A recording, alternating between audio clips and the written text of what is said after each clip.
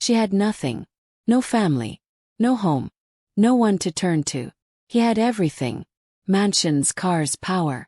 But no one to truly care for him. One dusty morning, a broken orphan stumbled through the streets of Lagos, hungry, tired, and hopeless. One lonely billionaire sat in his golden mansion, surrounded by wealth, but imprisoned by heartbreak. Fate would bring them together. A girl who had lost everything. A man who feared losing his heart. Before we continue, please like this video and subscribe to this channel so you won't miss our next interesting story. Amara was only 9 years old when her small world shattered into pieces. Her father had promised to return early that evening. He kissed her forehead, lifted her into the air with laughter and said, "My little star, wait for me." Amara waited by the door until night swallowed the sky. But he never returned. A speeding vehicle met his on a dark highway. By the time news reached their small home, her father was already gone. The neighbors gathered. Her mother screamed. Amara stood frozen, clutching her dress in confusion. She did not understand death yet, only that her father's voice would never fill their home again. From that day, their house knew only silence and struggle. Her mother tried to stay strong. She sold vegetables in the market, waking before dawn and returning long after sunset. But grief is a heavy sickness. It crept into her bones quietly. At night, Amara would hear her coughing through the walls, soft at first, then violent. 2 years later, sickness carried her mother away too. At 11 years old, Amara became an orphan in a world that hardly notices the lonely. There was no long mourning, no soft landing. Relatives came, not with warm arms, but with quick decisions. "She can stay for now." That single sentence shaped Amara's childhood. She was given a thin mat to sleep on the cold floor. She ate only after everyone else had finished. She wore clothes passed down until they faded into rags. Her school fees were too expensive, so she stayed home. From childhood, Amara learned work instead of childhood. Before sunrise, she fetched water. While others ate breakfast, she swept the compound. While children laughed on their way to school, she washed plates. At night, when laughter filled the sitting room, she washed clothes in silence, her hands stiff with cold. Whenever she grew tired and slowed down, her aunt's voice would strike like a whip. "You should be grateful you even have a roof." But gratitude did not erase hunger. It did not wipe away insults. It did not warm the heart. As Amara grew older, the cruelty grew with her. Her step-cousins mocked her. Visitors spoke over her as if she did not exist. She was blamed for things she did not do, punished for things she did not understand. Yet Amara never learned to hate. At night, she whispered prayers into her thin pillow. "God, don't let me be alone forever." At 22, the final rejection came. One evening, after a long day of chores, her aunt called her outside. There was no anger in her voice, only cold decision. She tossed a small bag at Amara's feet. "You are old enough to suffer on your own now. Leave this house." The words sank into her chest like stones. No argument, no explanation, no goodbye. That night, Amara slept outside for the first time. The street was cold. Mosquitoes sang around her ears. Tears soaked the dust beneath her face. She hugged her small bag to her chest and tried to remember the sound of her father's laughter. By morning, she had nowhere to go. Hungry, weak, afraid. She joined the flow of Lagos streets. Noisy buses, shouting vendors, rushing feet. People pushed past her without a second look. No one noticed the thin girl with tired eyes and trembling hands. With every step, her legs grew weaker. Then she saw it. A massive gate rising above her like a wall between two worlds. Tall concrete fences. Electric wires. Shining iron letters that reflected the sun. Kingsley Estate. She stood there for a long moment, scared to approach. This was not a place for girls like her. But hunger pushed her forward. Fear pushed her back. Hope stood in between. With the last strength left in her trembling body, Amara lifted her hand and knocked. Inside the grand Kingsley estate lived a man the entire country feared and admired. Damian Kingsley. Billionaire. Business king. A man whose name alone could move markets and intimidate politicians. Yet behind the gates and marble floors, Damian lived like a shadow. The wealth surrounding him, gold chandeliers, polished marble, walls lined with priceless paintings, could not fill the emptiness in his heart. Months had passed since his wife left him for another man. She had taken half the house, her laughter, and a part of his soul. Since then, the mansion had grown cold, silent, heavy. Even the servants whispered that Damian had changed, become colder, harder, unreachable. That morning, Damian sat alone at the massive dining table. A golden candelabra glimmered in the sunlight filtering through tall windows, but he barely noticed. Plates of untouched food were in front of him. His fork hovered, but he had no appetite. The head maid, Mrs. Allowale, stepped in cautiously, her heels clicking softly on the marble. Her eyes flicked nervously toward him. "Sir, there is a young woman at the gate. She says she wants work." Damian's gaze remained on his plate. His tone was low, almost monotone. "If she can clean, let her in." He did not look up. He did not care who she was. To him, another penniless girl would be just another pair of hands. Outside the gates, Amara's legs trembled with exhaustion. Her bag was heavy with nothing. Her stomach growled. Sweat clung to her skin despite the morning breeze. She had walked for hours, unsure of where to go, until the gates of Kingsley Estate towered before her like a dream she had no right to hope for. The security guard scanned her briefly and stepped aside. The massive gates opened with a slow, groaning sound, revealing the mansion's sprawling courtyard. Lawns perfectly trimmed, fountains that sparkled in the sun, and the mansion itself rising like a palace from a dream, intimidating and awe-inspiring. Amara lowered her eyes and took careful steps across the marble path. Every echo of her shoes on the stone made her heart pound. She reached the main doors and bowed deeply.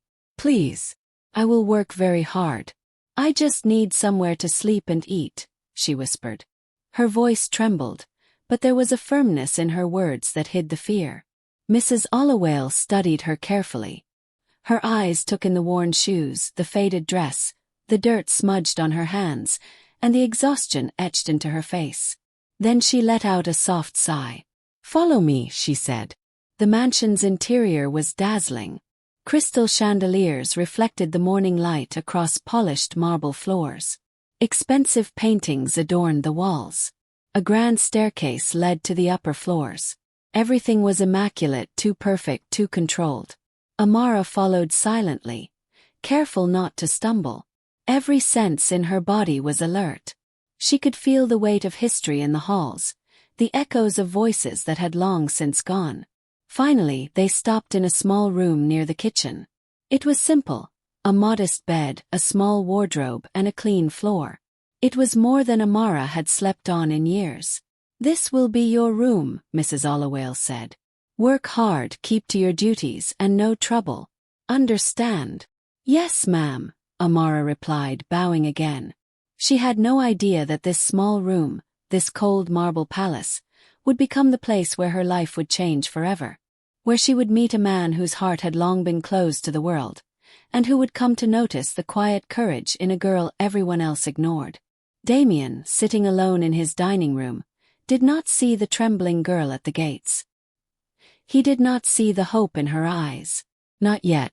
But fate had already begun weaving their paths together, threads of loneliness, courage, and a silent bond that would grow in ways neither of them could imagine. That day, Amara stepped into the house of a billionaire. She did not yet know that with each sweep of the floor, each quiet act of kindness, she was already beginning to steal the heart of the coldest man in Lagos.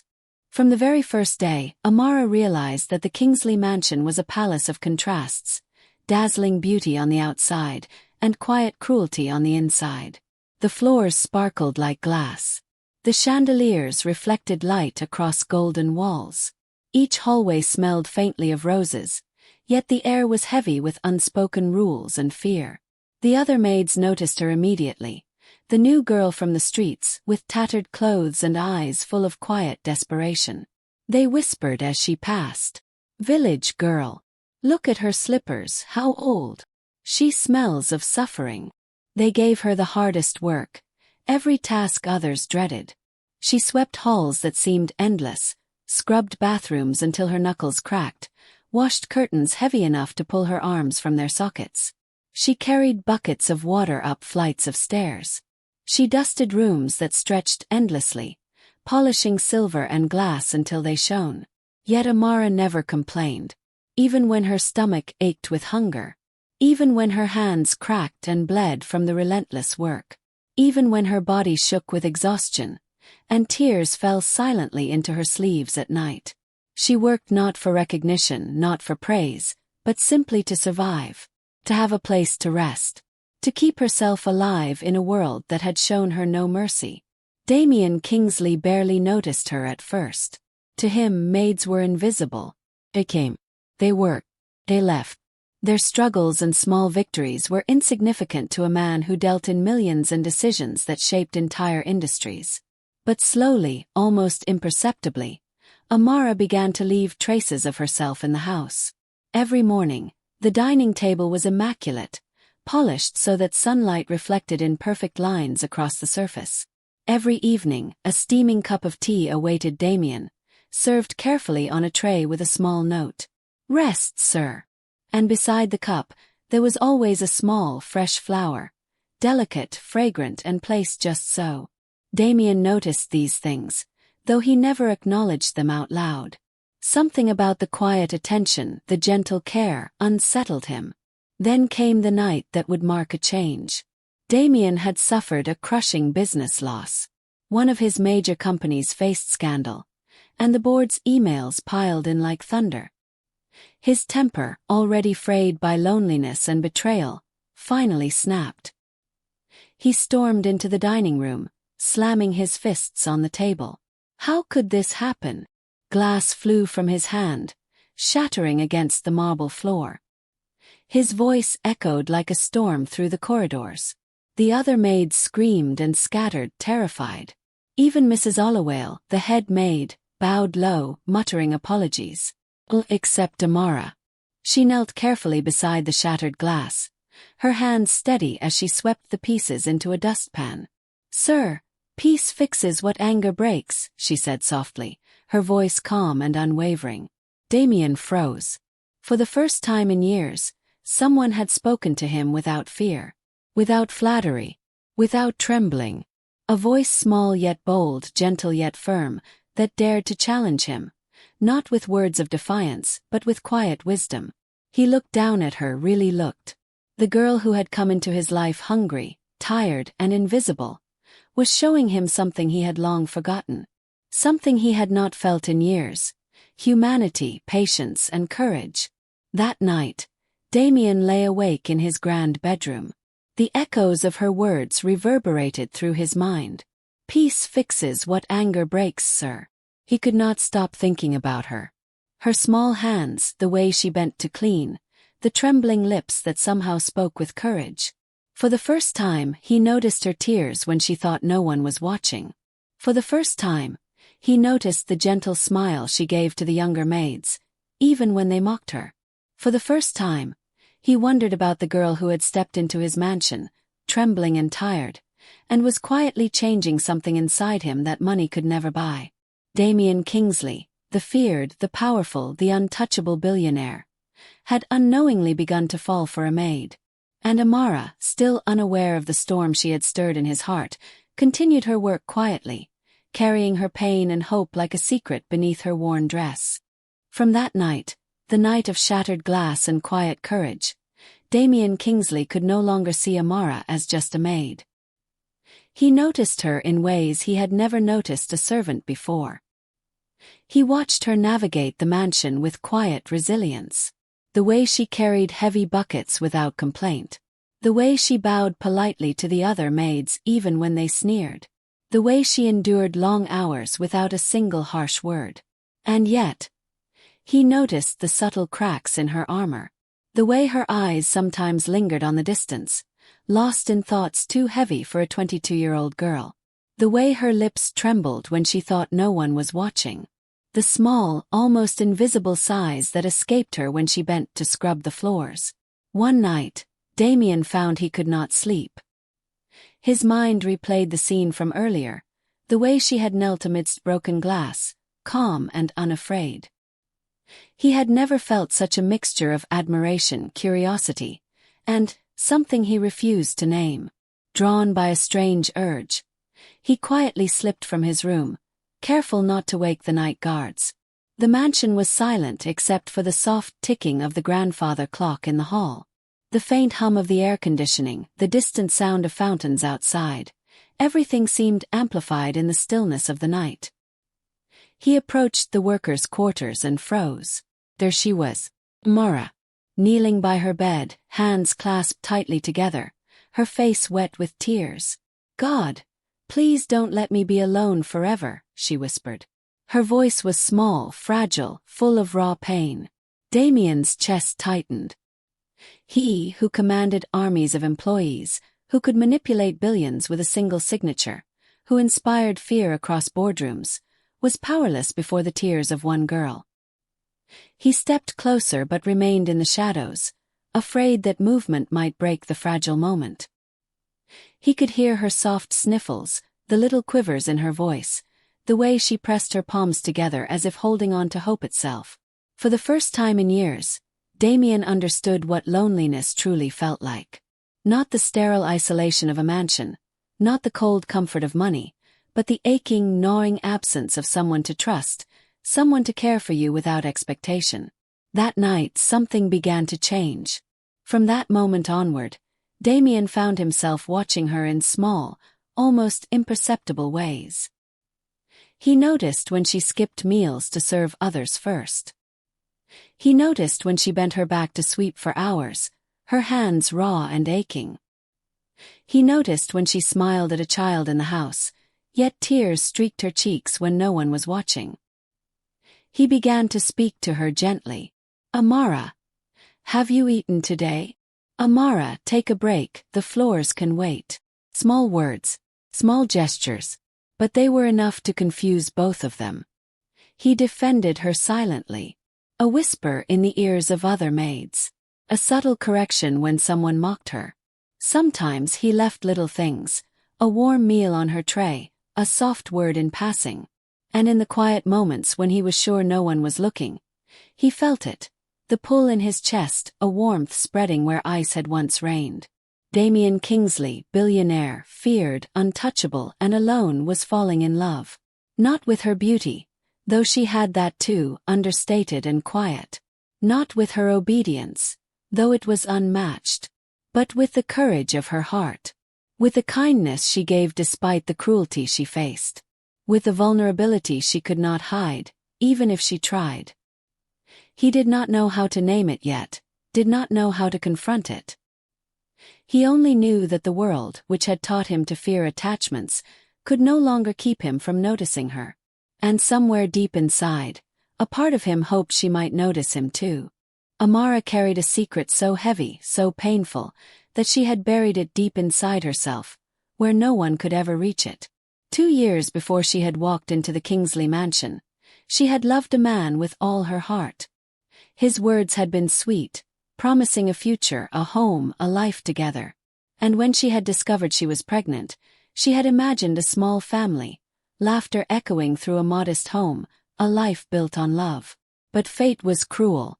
His family rejected her. Whispered lies, sharp glances, and cold hands pushed her away. The man she loved, the one who had promised her forever, vanished. The heartbreak destroyed her. She lost the child she had carried, the dreams she had nurtured, and the fragile belief she had left in love. Her world had turned cold, and in that coldness, she had built walls around her heart. She swore never to hope again, never to trust again, never to let herself be vulnerable. And yet, Damian Kingsley was slowly dismantling those walls. It was a quiet evening in the mansion. The air was cool, scented faintly with the fragrance of polished wood and roses from the courtyard. Amara walked along the long corridor, her head down, thoughts lost in the past. She did not hear the soft footsteps behind her. Amara. The voice was low, gentle, and careful. She froze. Damian stood a few steps away. His eyes not cold, but searching. I don't see a maid when I look at you, he said. His voice softer than she had ever heard. I see a woman with a brave heart. Her chest tightened. Her heart trembled. Tears threatened to spill, and for a moment, the brave facade she had worn for so long cracked. She began, but the words caught in her throat. Before she could speak, a loud crash echoed through the corridor. The sound of heavy boots on marble. Security doors swung open. Guards poured in, followed by a figure who made Amara's stomach drop. She looked up. A woman, beautiful, proud, and filled with authority, stood at the end of the corridor. It was Damian's ex-wife. Her eyes, sharp and calculating, locked onto Amara. With a swift motion, she threw a thick file onto the floor between them. The papers scattered like fallen leaves. This is the girl you're falling in love with, she shouted, her voice echoing through the hall. She once got pregnant for a rich man and was thrown away like trash. Do you still want her, Damian? The words hit Amara like a physical blow. Every muscle in her body froze.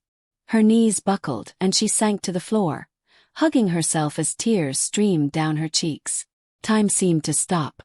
The other maids gasped. The head maid covered her mouth in shock. Even the guards shifted uncomfortably, unsure where their loyalty should lie. Damian stood frozen. The man who had controlled empires, commanded respect, and feared nothing, was suddenly powerless. His chest heaved. His hands clenched and unclenched. He took a step forward, then another, as if each motion required immense effort. His mind raced. Every memory of Amara, the way she cleaned without complaint, the way she smiled despite exhaustion, the way she had knelt quietly and prayed at night, flashed before him. He wanted to scream. He wanted to deny it. But the truth was undeniable. The girl he had come to admire, the girl who had begun to fill the emptiness in his life, had a past he had never known. A past cruelly used to humiliate her and now, to humiliate her again. Amara looked up at him, her eyes wide, trembling. Her secret, the one thing she had tried to bury, was exposed, thrown into the light in the cruelest way possible. Damian felt a surge of protectiveness, of anger, of confusion. But he also felt fear. Fear that the world he had begun to open his heart to might slip away forever. The corridor fell silent, except for the sound of Amara's soft, trembling sobs. Will the billionaire still love her after discovering her painful past? Or will the maid lose everything she fought so hard to survive for? The corridor fell silent, except for the sound of Amara's soft, trembling sobs. Will the billionaire still love her after discovering her painful past? Or will the maid lose everything she fought so hard to survive for? Find out in part 2, The Rise of the Maid. Like this video and subscribe to this channel so you won't miss part 2.